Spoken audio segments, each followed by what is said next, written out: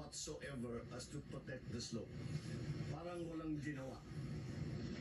Good morning. I am here together with Mayor Benji Magalong to inspect some of these problematic, again, flood control projects. I think you can see for yourself na talagang hindi trinabaho ng mabuti ito. Dahil yung ginawang slope protection supposedly dito ay bumigay ka agad. Sinama, pati yung slope protection na dapat na nandyan na hindi ginawa ay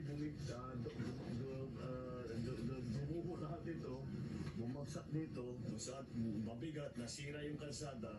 Ngayon, nakita ngayon namin yung erosion sa ilalim ng kalsada, which is the most important part, ay wala na-erode na dahil yung ginawa nilang protection wall ay ubod ng hina, ubod ng liit. At you will see it later. You can see it there sa ilalim ng tunnel, talagang na-erode na dahil yung slope protection dito sa baba sa tabi ng ilog ay napakababa at napakahina. Kaya nung pumasok yung tubig, nung bumigat yung tubig, tangay kaagad. Kaya pakita mo rito, tangay na itong lahat. This was all destroyed because of the landslide here, the rock slide here, and the erosion under the road.